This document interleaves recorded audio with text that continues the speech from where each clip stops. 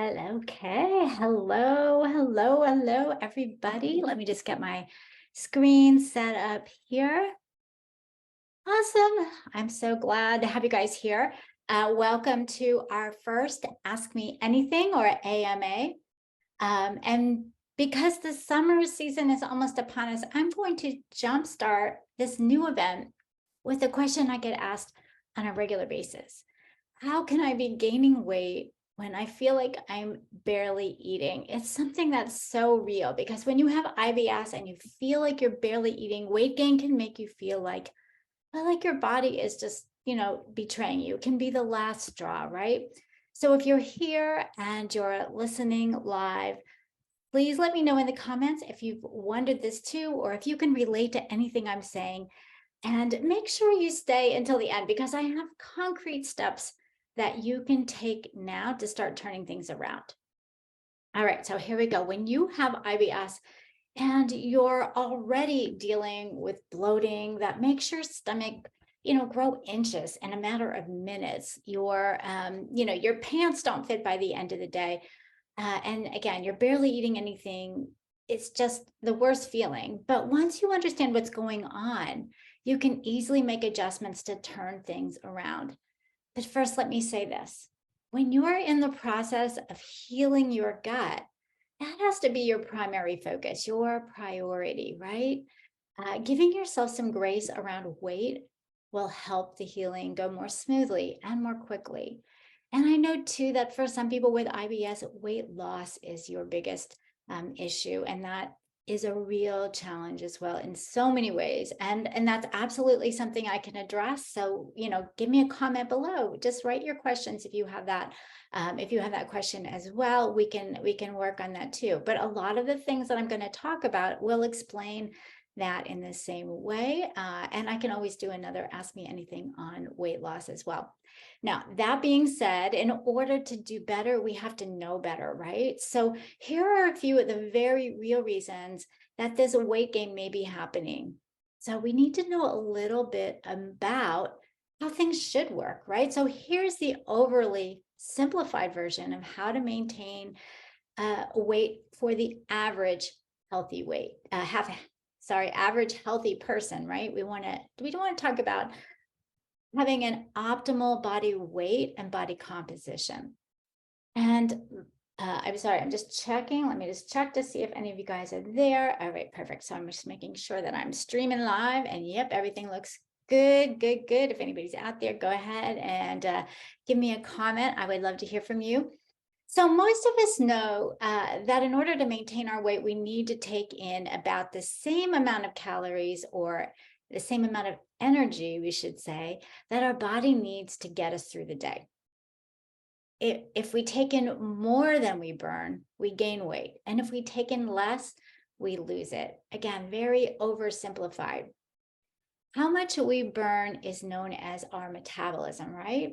And while we don't have total control over our metabolism, there are things we can do to make it work better. And in general, very general, the more muscle we have, the higher our metabolism will be and the more calories we will burn. So how do we get more muscle?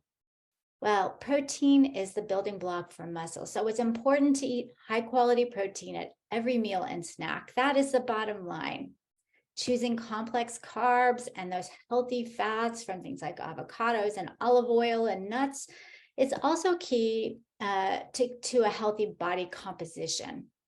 But it's important to note that highly processed carbs like bread, pasta, and baked goods, they go into our body and into our bloodstream much like sugar. And when we eat too much, that excess sugar is quickly stored as fat, the opposite of what we want. Now, of course, building muscle is not only about what we eat, it also takes exercise, right? And while cardio is important for our heart and for the rest of our body and for our overall health, resistance or weight-bearing exercises are what's really needed for success when it comes to increasing that metabolism. So that's the model that we hear about so much, right? The calories coming in versus calories going out. Again, it's a very simplified version of weight loss. We want to, the simplified version, you want to have fewer calories coming in than you are burning, and that will give you weight loss. But if it were that simple, right, nobody would ever be overweight, right? So what are the things that can go wrong? Some of the common things. And of course, our diet comes into the picture here. Let's say we're doing a good job of eating the right amount of calories, right? You're getting that balance of calories and you're expending those calories, but you're not eating the right kinds of foods, the right types, or you're not eating enough protein, or you're not getting the vitamins and minerals that our bodies needs to keep things going. What do you think is going to happen? Well, of course, we're going to gain weight, right? Or let's say maybe we do eat the right amount of calories and we're even eating the right types of foods, but our metabolism has slowed down. We're still going to gain weight because that balance is off. The calories are the same, but we're burning fewer of them. So what could cause our metabolism to slow down? Well, here's some of the biggies. We talked about how important muscle is for that metabolism, right? Well, a loss of muscle can come from many things, even if you're eating a perfect diet. Here's one cold hard fact for you ladies out there. Estrogen is a driving force behind muscle synthesis. And as our estrogen falls, as it starts to fall and is lower, during perimenopause and menopause, we can lose an average of 3 to 5% of our muscle mass per decade. And that starts after the age of 30. Right? 30, that's low. So we have to know that status quo just doesn't work when it comes to our metabolism. Women should always be thinking about building that muscle because we're losing it quickly at a pretty rapid rate. And if you need another reason besides weight to build your muscle, when we lose muscle, we also lose bone, which can, of course, lead to osteoporosis. All right, so beyond that, beyond just our estrogen, which we can counterbalance by just doing regular resistance exercise, there's other things that can rob us of our muscle mass. And chronic and acute conditions can lead to that muscle loss as well. So think of it this way, when the body needs extra energy and resources for healing and repair, it's going to take what it needs from the muscle, especially if we're not getting enough from our diet. So this includes things like healing from an injury, like a broken leg, or a sprain or a cut or any kind of a wound. But it can be prolonged illnesses like chronic conditions like IBS, right? Thyroid disease, which has its own unique impact on metabolism. But sugar dysregulation like diabetes can also impact it. And I'll touch a little bit more on these in a minute. IBS has additional considerations for this whole dynamic that can lead to muscle mass and slow down metabolism because even though lean protein doesn't typically cause too many IBS symptoms, many people turn to comfort foods that are higher in processed carbs when they have IBS. It makes us feel a little better, and sometimes they're easier to digest. But protein is the building block for muscle. So, while the excess sugar coming from processed food gets stored as fat. So we really want to, again, make sure we're having more of the protein and less of those processed comfort foods, even though they seem to make us feel better in the short term. So again, even when eating healthier foods, though, IBS can cause problems because poor digestion and absorption of nutrients can lead to a deficiency of those essential vitamins and minerals that we need. Now, when you combine that poor absorption and possible deficiencies with pain and fatigue that come with IBS, and that can lead to less movement and exercise, muscle mass can really start to shrink, and then the fat increases, which slows down the metabolism even more. All right, I've got one more for you, and then I'm hopefully going to head into some more positive things for you. So I think all of you, anybody with IBS, could say that having IBS is makes your stress and anxiety worse. They just seem to go hand in hand. And when we have stress and anxiety, cortisol is raised, right? That is our main fight or flight hormone. And cortisol signals the body to store energy as fat instead of muscle.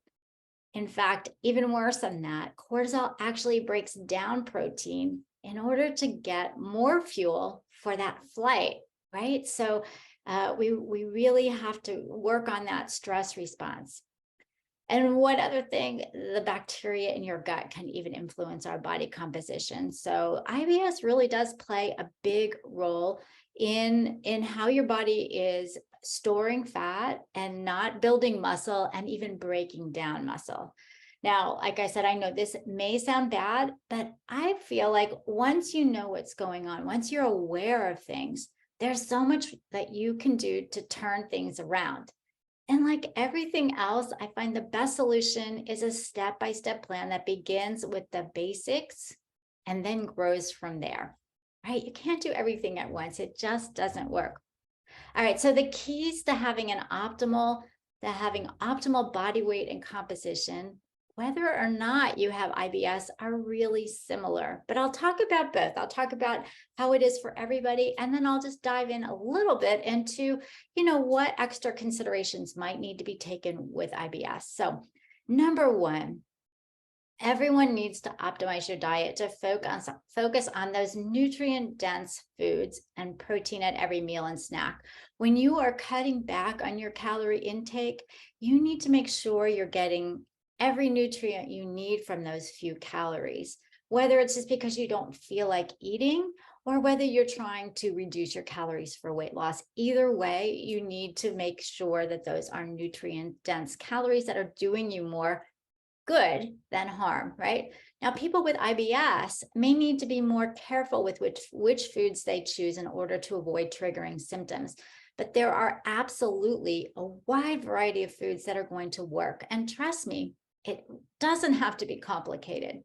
But working with a professional can be your best way to make sure you get the balance right, the balance of the macronutrients, the fats, proteins, and carbs, and getting the specific nutrients you need.